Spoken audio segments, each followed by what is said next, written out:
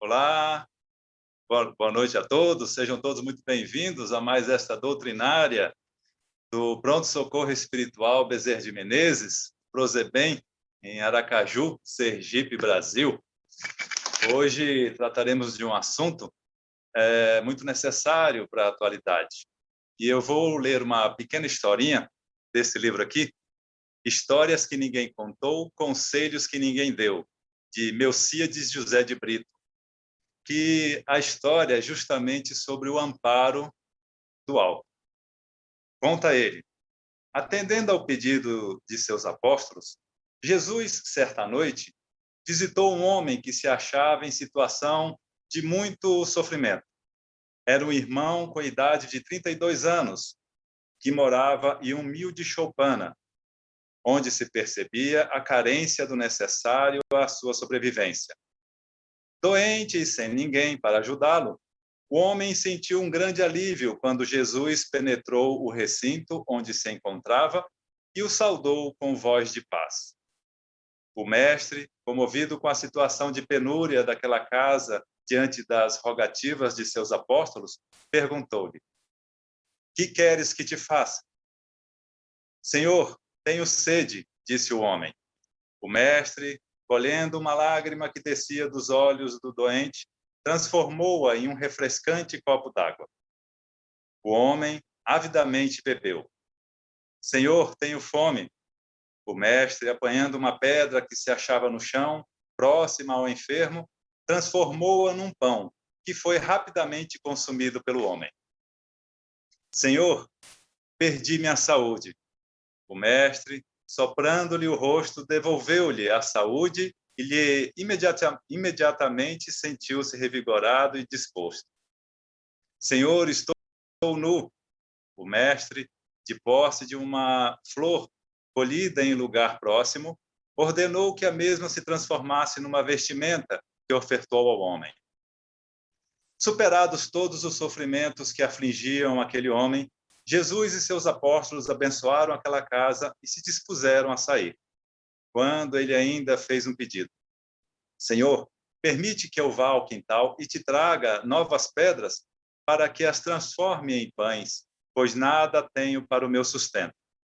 E assim foi feito, de modo que, ao sair dali, Jesus deixou um enorme cesto repleto de pães. O ex-sofredor teve uma noite de sono reconfortante e feliz.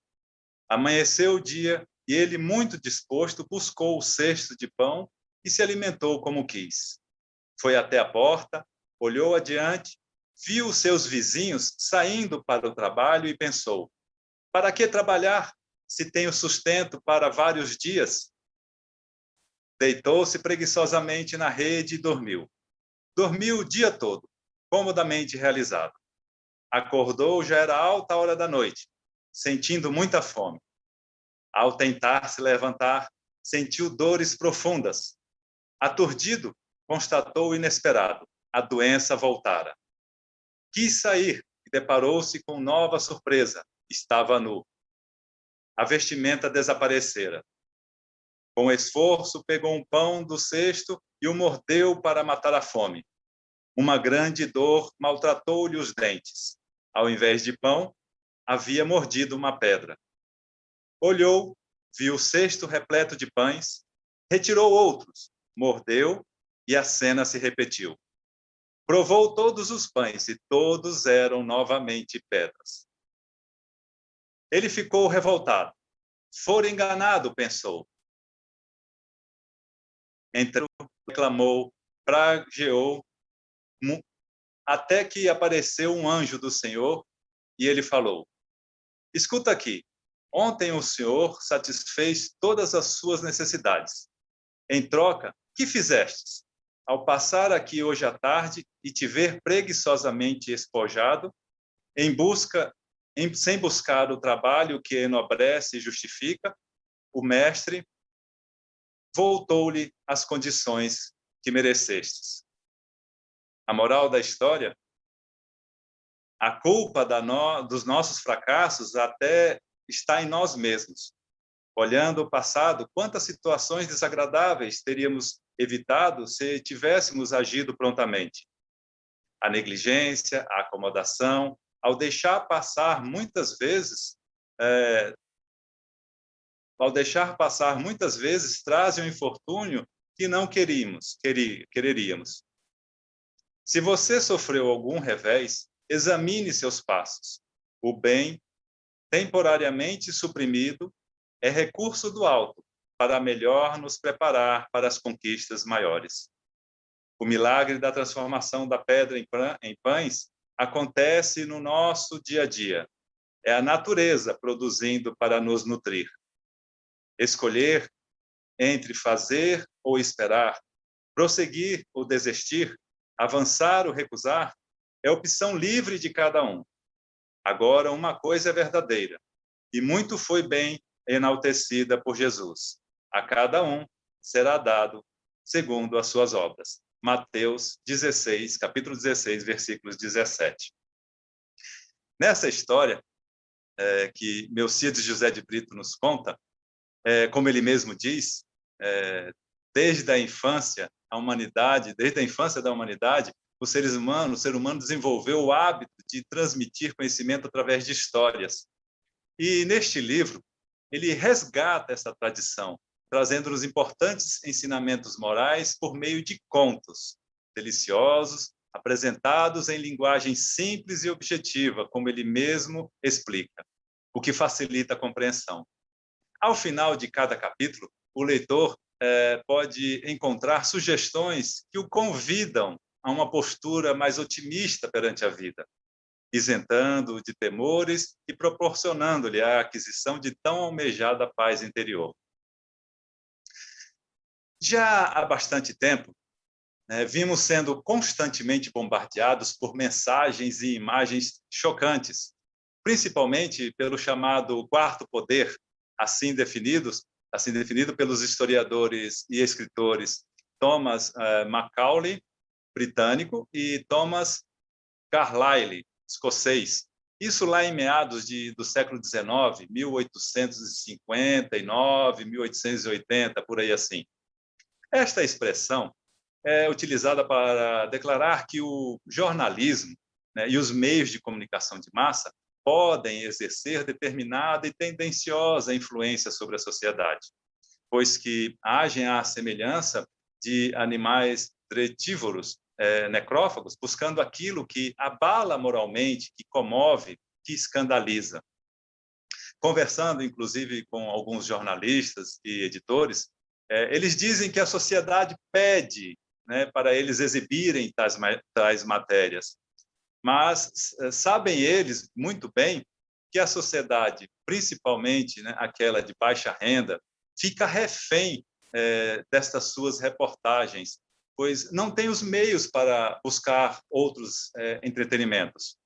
E sabem bem eles também que daquele quarto poder eles detêm muito.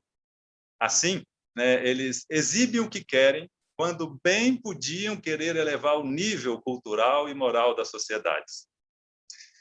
Esta situação, infelizmente, ocorre no âmbito mundial, ainda nos dias atuais.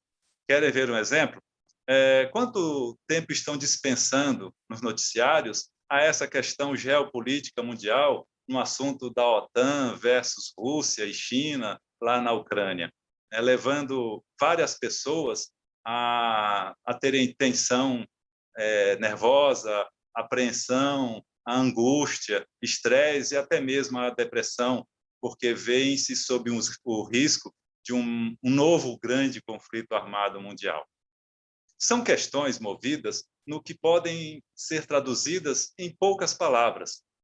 Por exemplo, egoísmo, arrogância, ganância, prepotência de ambos os lados. Algumas pessoas podem estar até se perguntando o que nós podemos fazer com relação a isso. Sozinhos, talvez muito pouco, mas um pouco que pode fazer a diferença quando se torna um exemplo para os demais, para que os que estão à nossa volta, estes que passam maior parte do tempo junto a nós, possam agir sob a mesma bandeira do bem. cada um agindo sob essa forma, servindo de exemplo ao próximo em relação ao bem, tais questões sociais, sejam elas macro ou mundiais, né, ou micro, no que concerne ao pessoal, à família, ou dentro de um pequeno grupo social, refletem o que a maioria de nós ainda traz em sua consciência, em seu coração. Se estamos afinados com aquela tendência de degradação, de degeneração, de violência, de guerras, né? Ou seja, trazemos em nossos corações o egoísmo, a arrogância, a ganância, a prepotência, estamos afinados com eles. Mas se trouxermos tais tendências, mas quisermos, dentro da nossa vontade, fazer a nossa revolução interior, ou seja, a nossa reforma íntima, nos esforçando para praticar ações benéficas, salutares, saudáveis para a sociedade, serviremos de exemplos uns para com os outros. E logo veremos a transformação social que tanto queremos para o bem.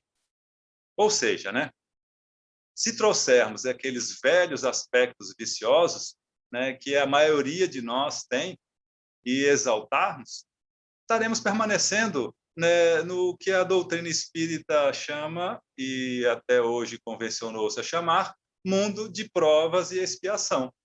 Manteremos esse padrão vibratório de um mundo de provas e expiações. E, ao mesmo tempo, nos esforçamos para transmutar, para modificar tais tendências viciosas, em não deixando de serem viciosas para serem virtuosas, nós estaremos agindo, compartilhando, participando para um mundo melhor. Estaremos dando o nosso exemplo, a nossa parte, o nosso pequeno esforço para a transformação do mundo. E assim, juntos, podemos transformar esse mundo. Mas, até quando quereremos agir conforme os padrões viciosos? Não é por falta do amparo do alto, do amparo espiritual do alto, que agimos assim.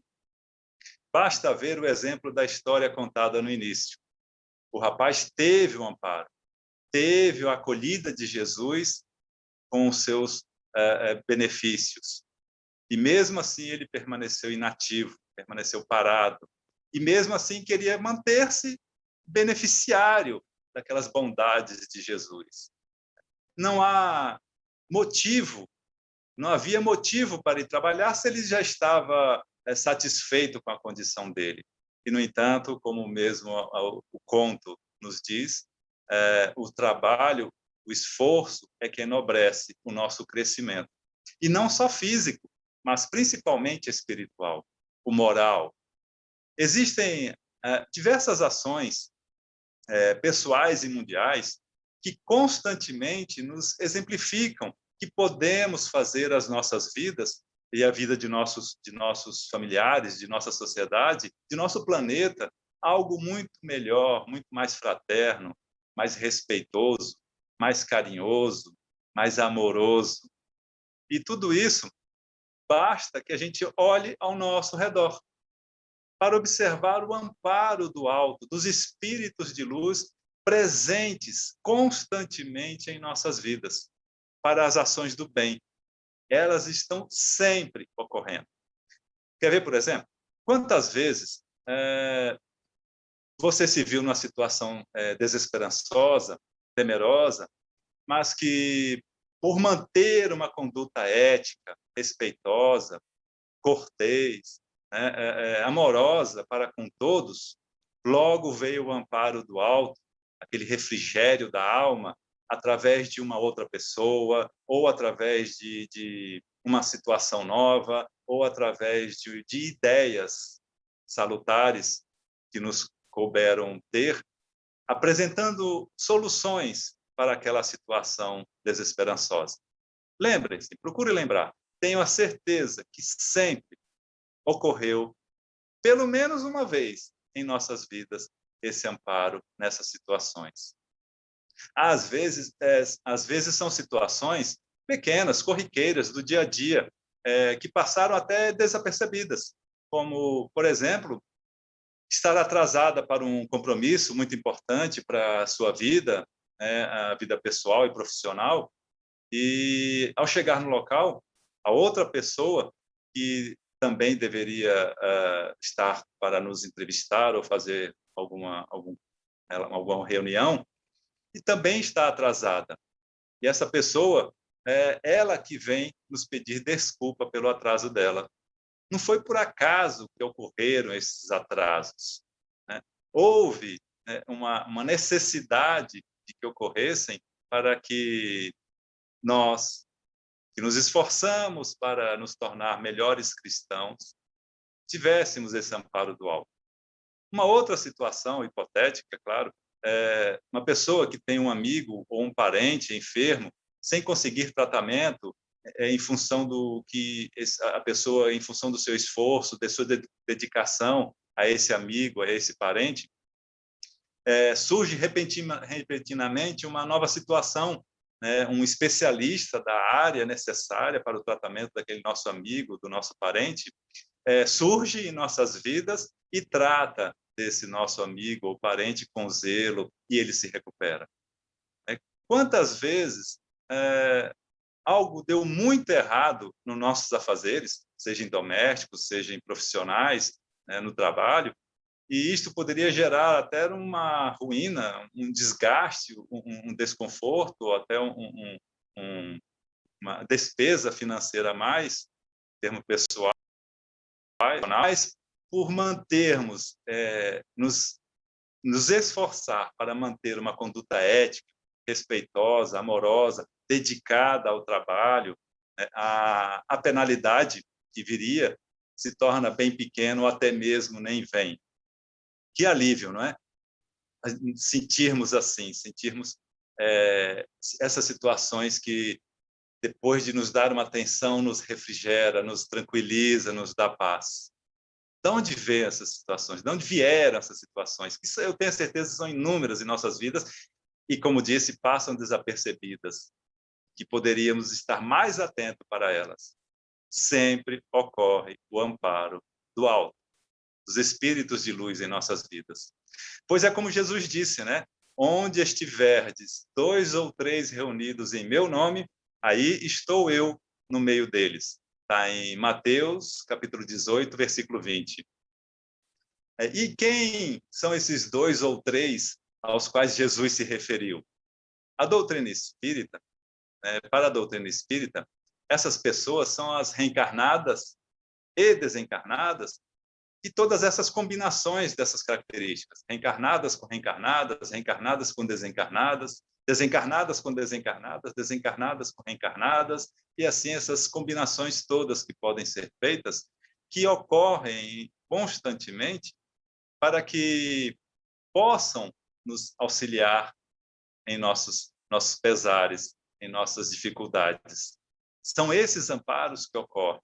Pois que também no Livro dos Espíritos isso fica melhor esclarecido, né? Livro dos Espíritos, capítulo 9 inteiro, por sinal. Mas especialmente, começa na questão 456, 456, que eu nem vou citar todas essas questões aqui, mas vou deixar como dica para a pesquisa. Capítulo 9 do Livro dos Espíritos. Começa na questão 456 em diante. Mas eu vou pedir licença para dar 2 spoilers. Spoiler de 2 questões que julgo serem muito esclarecedoras em relação a essas influências que sofremos do alto.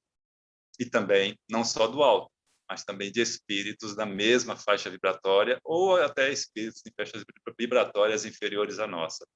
Né? Na questão 459, Kardec pergunta: influenciam os espíritos em nossos pensamentos e em nossos atos? A resposta dos espíritos é fantástica. Eles dizem: muito mais do que imaginais. Influem a tal ponto que são eles, de ordinário, que vos dirigem. Um comentário aqui particular, né? Olha só, porque os espíritos têm essa capacidade de nos dirigir, né? Ordinariamente, né? Eles, a vontade deles nos dirige através de nossos pensamentos, pura e simplesmente porque permitimos essa direção. Nós nos sintonizamos com eles. Então, fica fácil entender quando temos a questão 460, que é a seguinte, que Kardec pergunta: a par dos pensamentos que nos são próprios, outros haverá que nos sejam sugeridos? A resposta é: vossa alma é um espírito que pensa. No conjunto deles, dos pensamentos, estão sempre a mistura dos vossos com os nossos. Daí a incerteza em que vos vedes, quando é um pensamento nosso ou quando é um pensamento dos espíritos. É que tendes em vós as duas ideias a se combaterem constantemente. E decide a nós, cabe a nós, o nosso livre-arbítrio, tomar a decisão de qual pensamento tomar, de acordo com as nossas afinidades. Então, nós não estamos reunidos, né, constantemente com 2 ou 3, como Jesus citou na parábola. Ali é uma forma alegórica de dizer, mas estamos reunidos constantemente com muito mais pessoas, estejam elas encarnadas, reencarnadas ou desencarnadas, do que possamos imaginar. Mas o mais importante daquela passagem de Jesus, daquela frase de Jesus, é o que vem no seguinte trecho: reunidos em meu nome, aí estou eu no meio deles. Reunidos em meu nome, aí estou eu no meio deles. Aí vem a pergunta, né? A pergunta final. Esta reunião corriqueira, constante, que nós fazemos no nosso dia a dia, em pensamentos, palavras e ações, está em nome de quem? Está em sintonia com quem? Vou reformular para deixar um pouco mais claro. Em que estamos pensando? Em que estamos falando? Em que estamos agindo? Em nome de quem estamos nos pronunciando, nos falando, nos agindo, nos pensando? Nossos pensamentos estão sintonizados com quem? Né? São estas ações, esses pensamentos, essas palavras, essas ações que nos dirigem e nos permitem que os espíritos simpáticos a estes pensamentos, palavras e ações nos dirijam ordinariamente, de forma ordinária, né? De forma mandativa, e a gente permite que eles interfiram em nossas vidas. Possam ser eles obsessores do passado, a quem fizemos mal, ou não. Possam simplesmente eles serem espíritos afinados com a mesma forma de pensamentos, palavras e ações que estamos expressando. Em nome de quem estamos em sintonia, né? Com quem estiverdes sintonizados, é deles que receberá o amparo. Se for com o alto, será amparo do alto. Se for do mesmo nível, amparo do mesmo nível. Se for do baixo, será amparo do baixo. Em todas as questões da vida, desta vida reencarnada e da vida espiritual, a qual você, eu e todos nós já estamos vivendo. Nós já estamos vivendo essa vida espiritual neste exato momento. Enquanto estamos aqui, agora, reencarnados, nós já estamos vivendo a vida espiritual. Só para deixar também mais uma mensagem final, né? Existem centenas de milhares de pessoas ao redor do mundo que sozinhas ou em grupos estão trabalhando constantemente para a paz mundial, para o restabelecimento do equilíbrio em nosso meio ambiente, para promover a alegria, a harmonia, o respeito, o amor entre todas as pessoas desse nosso planeta. Um exemplo muito recente, não tão recente, mas que está se fazendo cada vez mais presente em nossas vidas, é o movimento Playing for Change, que desde 2002, mas mais intensamente a partir de 2007, vem mostrando ao mundo que através de músicos comuns do nosso dia a dia, né, que através da música, playing, podemos fazer a mudança, for change, né, para a paz mundial. Acessem e confira na internet, playing, tocando, for change, para a mudança, tocando para a mudança, inspirando a paz mundial, mostrando a todas as pessoas do planeta, inclusive, né, a todos os governantes de todas as nações, que estamos todos no mesmo barco. E se este barco afundar, todos nós afundaremos. E se este barco se salvar, todos nós nos salvaremos. É no âmbito pessoal que ocorre isso mesmo, no foro íntimo que ocorre a transformação do mundo. O amparo do alto é constante em nossas vidas.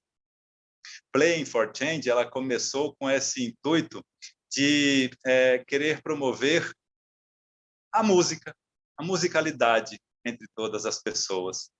E começaram-se Mark Johnson e Whitney Crank, dois produtores de vídeo, que começaram a rodar pelo mundo atrás de músicos e músicas, mostrando as culturas, as diversas culturas que existem pelo mundo afora.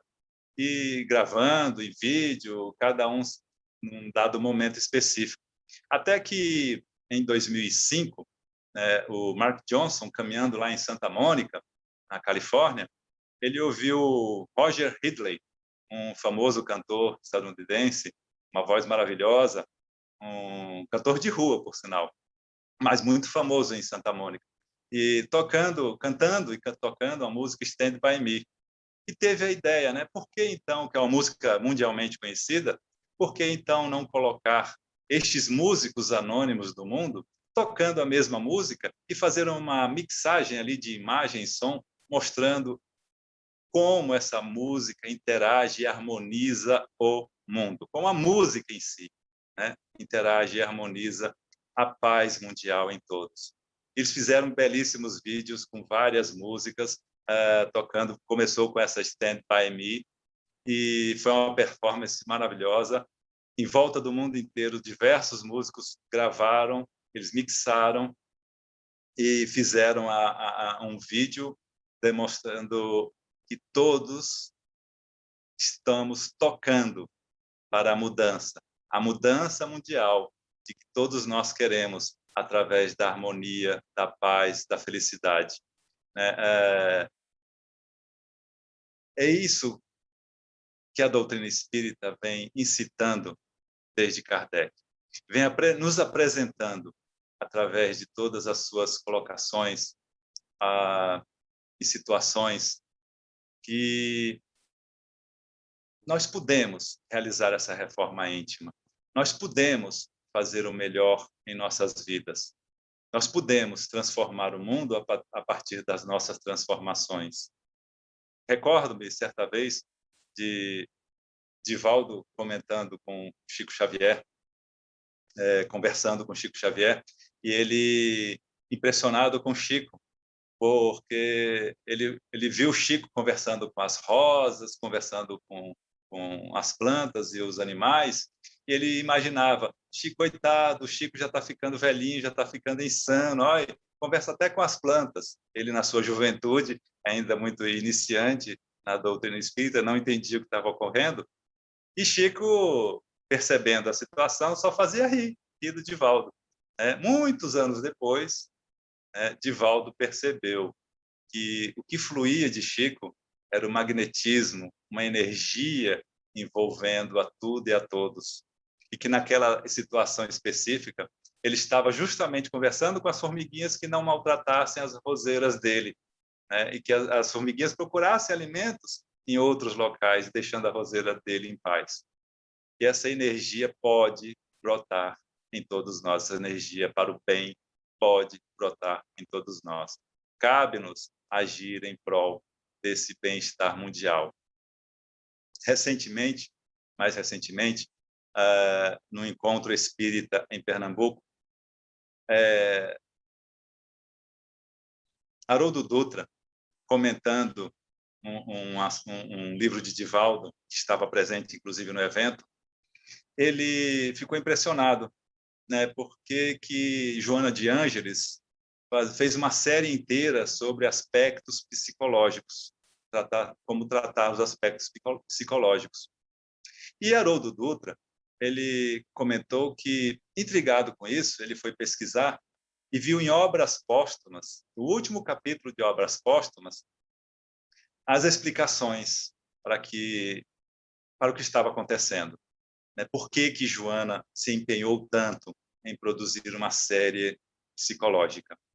Conta Haroldo que, nesse último capítulo, os espíritos deixam claro, né, os sinais da mudança que ocorrem na sociedade no período de transição daquele no qual estamos vivendo.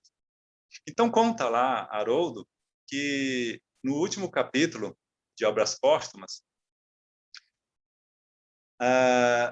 os espíritos denotam uma grande força presente, força de espíritos deletérios, espíritos viciosos, presente no mundo físico, no nosso mundo físico, atuando em nós, influenciando as nossas maneiras de ser, nos reencarnados.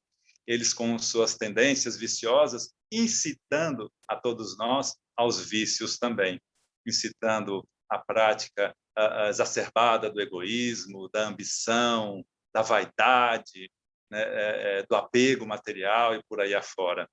Né? E, diante disso, né, os espíritos, houve essa permissão para que nós tomássemos consciência mais fortemente desses vícios.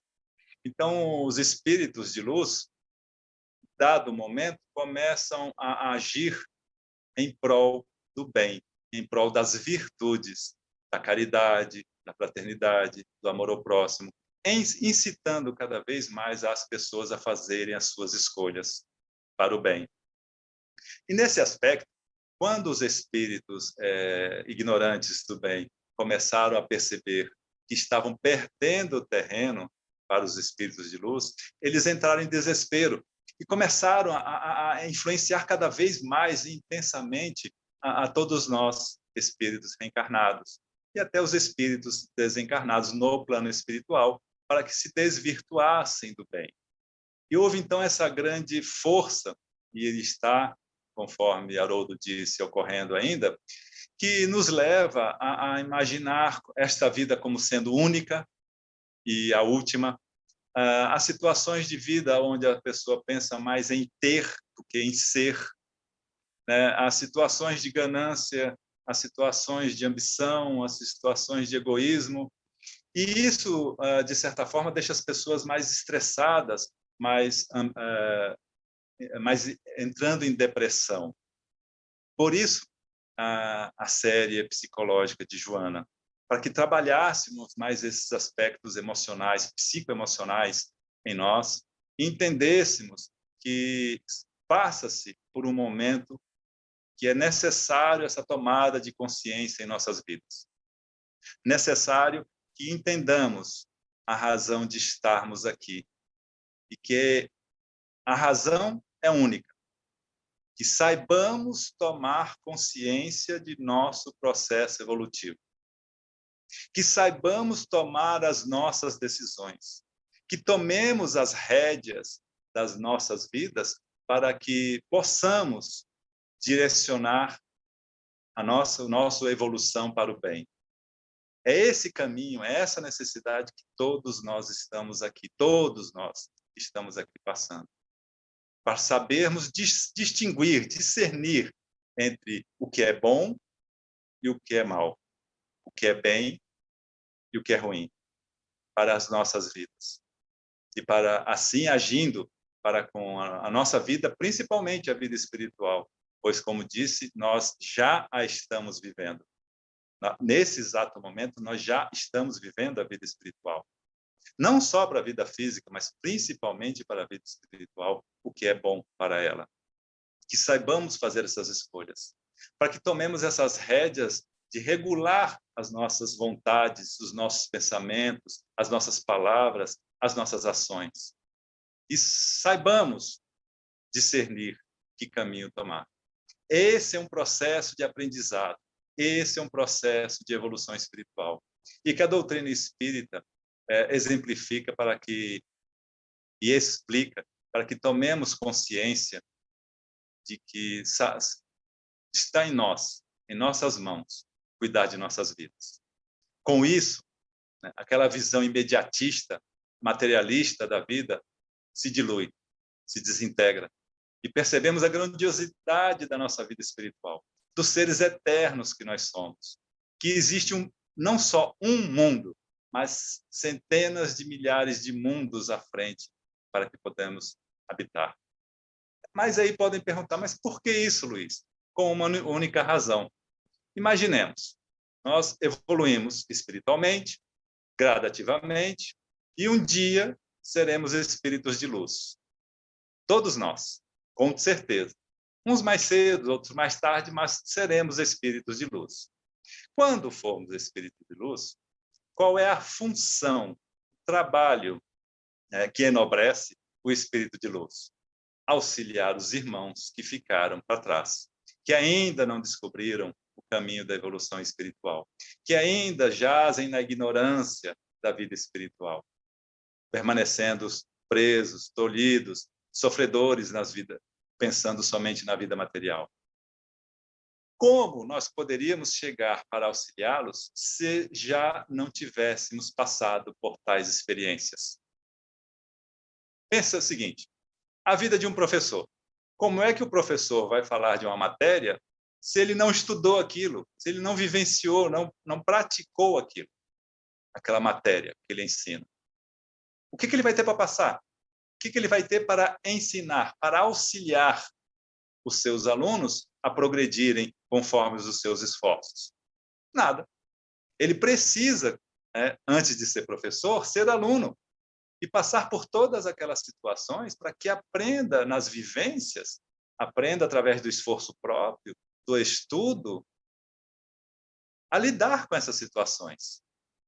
E para que, quando for professor, possa auxiliar, e é essa a função do professor, auxiliar o desenvolvimento evolutivo dos que vierem posteriormente, dos alunos de nossas vidas futuras, assim como estivermos no plano espiritual. São estas as funções que temos nesta vida, através desse esforço. E é esse amparo do alto que estamos tendo agora. São os nossos irmãos mais avançados na história e no estudo da vida espiritual que vêm até nós